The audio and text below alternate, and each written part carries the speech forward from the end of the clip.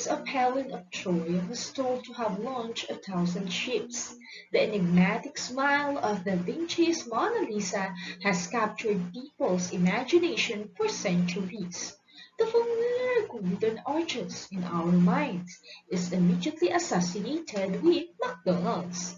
We think in terms of pictures. We remember faces and landmarks that random movie or television scenes play in our head. A picture captures a moment that moves beyond words.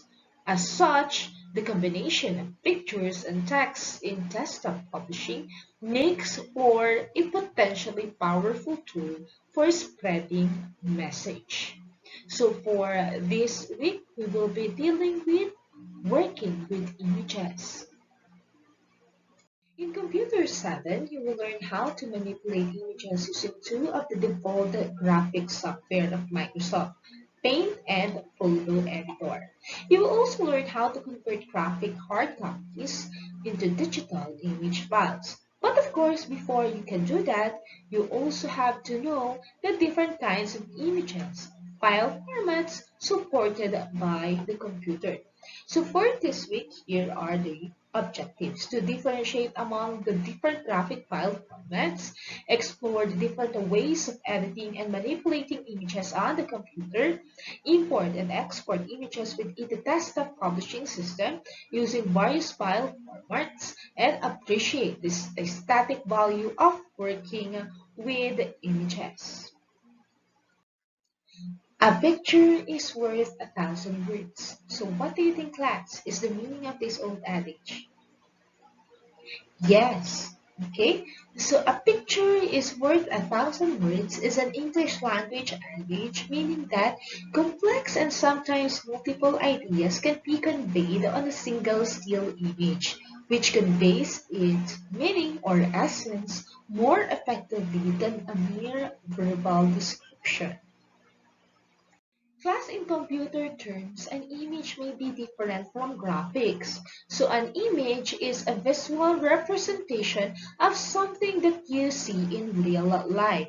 It can be two-dimensional like a drawing or a painting, like a model or a sculpture. Okay? So graphics, on the other hand, may refer to the process by which a computer displays images. But this term can also be used to refer to images themselves. For the purpose of this lesson, however, we shall call all digital images graphics and refer to the computer programs as graphic software. Let's proceed to different image file formats. So we have the vector graphics. These are composed of mathematical formulas that represent images. They are not dependent on their original resolution and are flexible enough to be scaled in many different ways without affecting their final resolution. They are best used for illustrations or drawings and are created and edited using vector graphics software. Some of the popular programs include CorelDRAW and Adobe Illustrator. We also have the raster graphics, also known as bitmap graphics. So these are image information rendered as pixels, okay? They are highly dependent on their original resolution. The image quality lessens when the images is resampled to a lower resolution. We also have the meta format images. These are file formats that can be used by different applications. They can accommodate both vector and raster information such as windows, clip art files, okay? So without the necessary conversion using specialized imaging software, you can store neither the vector nor the raster information. Digital images can be saved according to different file formats. So these are just few of the most commonly used ones. We have the JPEG or the JPG, commonly known as Joint Photographic Experts Group. A file format with a lossy compression, meaning it allows for some data loss for a smaller file size. Okay, it compresses grayscale and color information but allows for images to be displayed in almost 60 million colors. We also have the GIF or the graphics interchange format, a file format with a lossless compression, meaning there is no data loss in the compression. So GIF is preferred for images with only a few colors. GIF only allows for 256 colors. Unlike in JPEG, we have 16 million colors, like black and white images. It also supports, yes, animation. We also have the PNG or the Portable Network Graphics, a file format that takes up from the transparency capabilities of GIF, primarily developed due to GIF's licensing requirements. Okay, it does not, however, have animation capabilities unlike GIF. We also have the TIFF or the Tag Image File Format. A file format that is flexible bitmap image supported by many software. It is commonly recommended by professional printers since it is supported by most press machines. It has much larger file size compared to JPEG and GIF. Okay? We also have the bitmap or the BMP. Okay, the standard Windows file format on DOS and Windows compatible platforms. It has a lossless compression. Okay, so class, here are the different examples of the different file formats for digital images or for pictures. We have the first one. Okay, it allows lossy compression. We have the JPEG picture. We also have the GIF. Okay, the animation. We also have the PNG, the TIFF, which is recommended by professional printers. We also have the bitmap or the BMP. Okay, so now we proceed to resolution. Okay, so the most basic thing one needs to understand when dealing with digital images is the concept of resolution. So what is a resolution? Resolution is the clarity of an image that is measured by dots per inch or the DPI. So this means that per one each line, there are 300 dots or pixels. So this translates to 90,000 dots per square inch. Professional printers require digital images to have a 300 dpi resolution. It is important to be acquainted with obtaining graphics digitally. You may always have the opportunity to copy images from the internet or use the insert clip art feature. But it is also crucial for you to understand how you can easily make use of graphics from existing print sources all around you, such as photographs. So, scanner is a piece of hardware that converts light reflected from the object being scanned and creates a digital image of the subject. So these digital images have a resolution predetermined by the scanner settings. Okay, so we have here a example of the ribbon tabs in Microsoft Paint. Okay, so we have the eraser tool, the pencil tool, the fill with the color tool, okay, the text tool, the magnifier, the color picker, the brushes, the shapes, the rectangular section tool, and the freeform selection tool. Okay, we have also the colors. Okay, so how about in resizing the image? To resize the image, okay, resizing the image using a resize button found under the image group of the home tab. Okay, so type higher values for horizontal and vertical under resize, click OK. Using equal values is important since this scales the image. Okay, keying in different values will cause the image to stretch out of proportion. So it is also advisable to keep your images in proportion. To resize the image fast, okay, just click on the resize button found under the image group of the home tab. So for this picture, Okay, we are going to resize it by percentage, not by pixel. Okay, so the original pixel is 1100 by 618 pixel.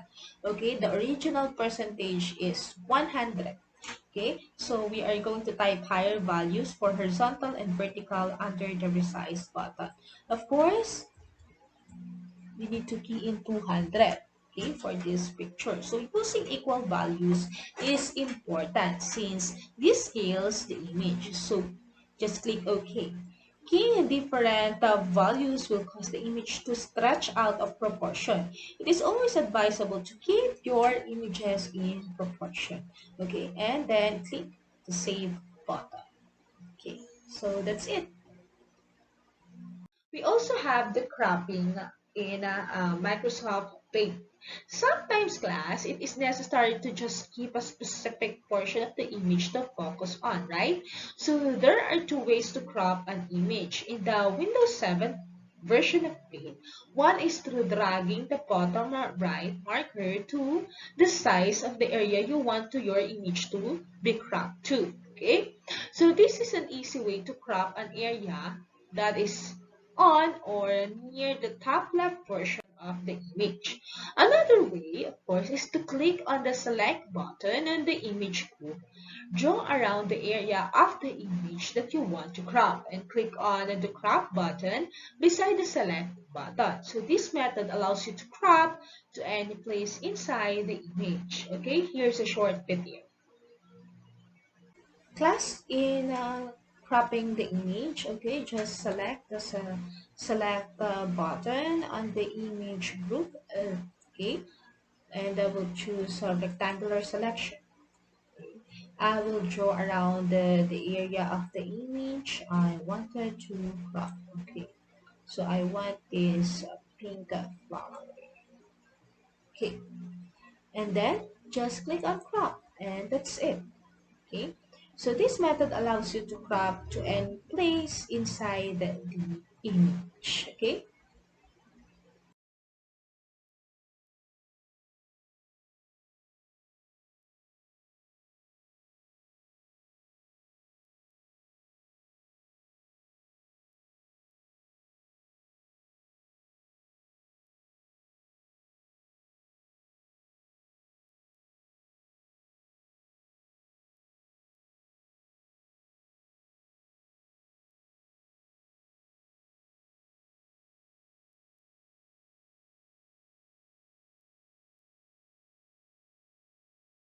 sometimes, class, to add creativity and dimension to the image, we can do a little more like flipping or rotating it. So flipping is the process of turning the image on a right straight axis. So the flip or rotate dialog box allows you to flip the image along vertical or horizontal axis. Okay, so the version of Paint found in Windows 7 offers three ways to rotate the image left and right at 90-degree angles and a 180-degree turn, as well as flipping it vertically and horizontally. All of these can be accessed by clicking the rotate button in the image group. In addition, you can also flip or rotate part of an image by using the select command and choosing the appropriate option. So here's a short video. The version of Paint found in Windows 7 offers three ways to rotate the image, left and right at 90-degree angles, and a 180-degree turn, as well as flipping it vertically and horizontally. So all of these can be accessed by clicking the rotate button. Okay, so you can rotate right 90 degrees, rotate left 90 degrees, rotate 180 degrees, okay, or if you wanted to, you can flip vertical and you can flip it horizontal. Okay, another creative way to put an effect to your image is by using the invert color feature. So this creates an image with inverted colors, much like a film negative of a color photograph. Okay, so to do this, simply press Ctrl plus Shift plus I. Another way to convert the colors of your image is to use the select tool. Draw an outline around the image or part of the image that you want to invert and right-click inside the selection. Okay, from the right-click menu, select Invert Color. Here's a short video. Another creative way to put an effect to your image is by using the invert color features. So just simply press Ctrl plus Shift plus I. Okay. So another way to invert colors of your image is to, of course, select or click the select tool, then draw an outline around an image, okay, or part of the image that you want to invert. And right click inside the selection from the right click menu and then select invert color. Okay.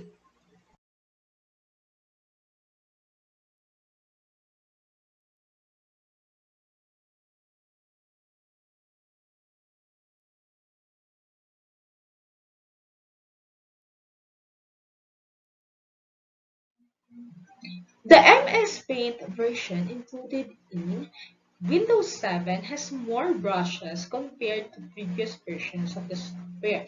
So instead of only having a default paint and airbrush, the latest version has 9 artistic brush styles, okay, that replicate the look of real-world brushes. So this allows you to create more complex images, especially class.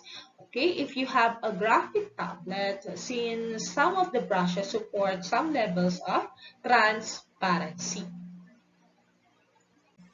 Okay, class, let me introduce to you the different brushes in MSP.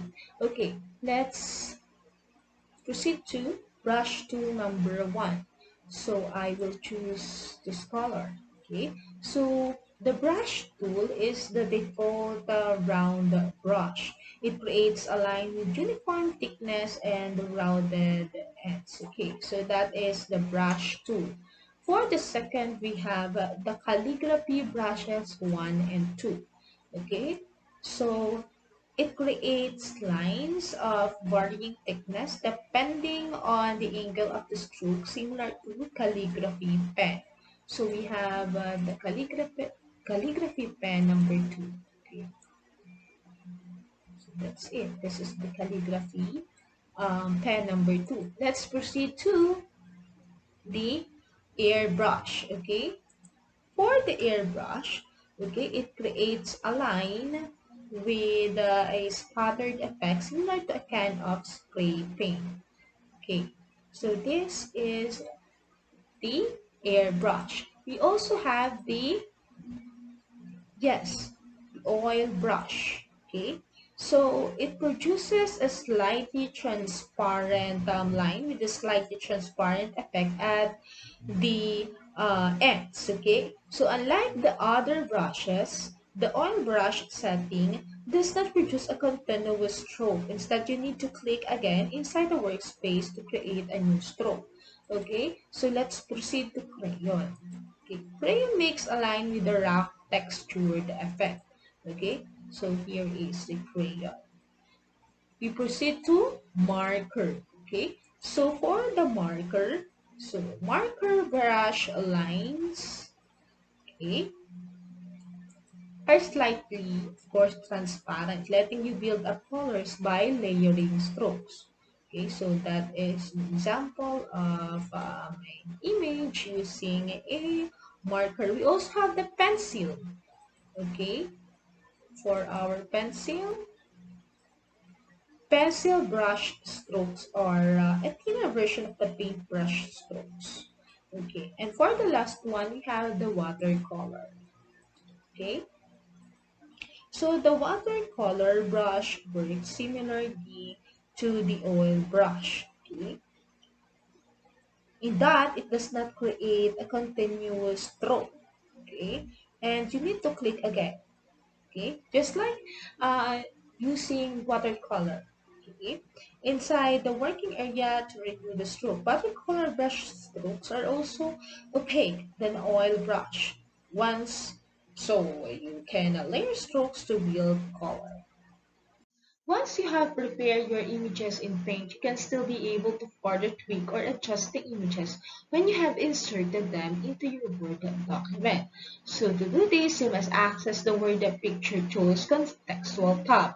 It appears on the ribbon every time you selected and inserted the image. So click the Format tab to see the tools. Applying these tools is explained much further and in detail in the next lesson. So here is a short video class in formatting pictures. Okay. Word gives you several different ways to add pictures to your documents. You can use your own, or you can search for something in the online picture library, which includes stock photos, clip art, and other graphic resources. In this example, I want to start by adding the company logo to the top margin of the document. The file is already saved to my computer, so inserting it should be pretty easy. Just go to the Insert tab, then click the Pictures command. From here, select the image you want. You may need to navigate to where it's saved on your computer. Then click the Insert button, and it'll be added to your document. Remember, I wanted the image positioned in the very top margin, but watch what happens when I try to move it there using the drag and drop method. It doesn't work because the current text wrapping setting won't allow it. Text wrapping controls the position of the image and the way the rest of your document wraps around it. To move the image freely, we'll need to change the text wrapping setting to something other than the default. First, make sure the image is selected, then look to the Format tab. From here, you can use Position to choose one of the predefined layouts, or you can close the Position menu and try the Wrap Text command if you want a little more control. For a convenient shortcut, you can even access some of these options from the Layout button here. These 4 options are a good choice if the picture is in the main part of your document, for example next to an article. We'll take another look at them at the end of this video. This time, I'm going to choose in front of text so I can move the image around wherever I want. Just drag and drop the image wherever you want it to go. You can even use the arrow keys on your keyboard to gently nudge it into place. And there, I think that looks good. Now, if you find yourself in a situation where you'd like to add a picture but you don't have anything suitable of your own, that's okay. Word gives you access to thousands of images from other sources online. All you have to do is go to the Insert tab and click the Online Pictures command. From here, you can use Bing to search the web for stock photos, clip art, and other graphics, or you can access images from your OneDrive account if you have any stored there. You can also just browse the image categories if you need any ideas. Let's try a web search. Just type your search term in the box, then press Enter on your keyboard. By default, Bing only shows images that are licensed under Creative Commons, which means it's okay to use them in your own projects. Just to be safe though, you should check the image's website to make sure there aren't any restrictions. To find that website, click the icon in the bottom right corner of an image and follow the link you see here. This image looks good and should be perfect for the newsletter I'm working on. To insert it, I'm going to click the thumbnail, then the Insert button, and it will be added to the document. To change the size of an image, all you have to do is click and drag the sizing handles here. You may also have to hold the Shift key to keep the same proportions. Now we can adjust our text wrapping settings. Again, make sure the image is selected, then click the Wrap Text command on the Format tab. This time, I want something that'll place the image not behind or in front of the text, but positioned alongside it. As you can see from the preview, square would be a good choice. So would the tight option, which causes the text to sort of hug the image if the image has a transparent background. I think I'm going to go with tight, and then move the picture to the right side of the article. Whether you have your own pictures or you found something in the online collection, the right imagery can really make your document pop. Now you know a few different ways to add and position images, so you get the right combination of pictures. Thanks, class. Do you have any questions? Feel free to send me a message. Goodbye.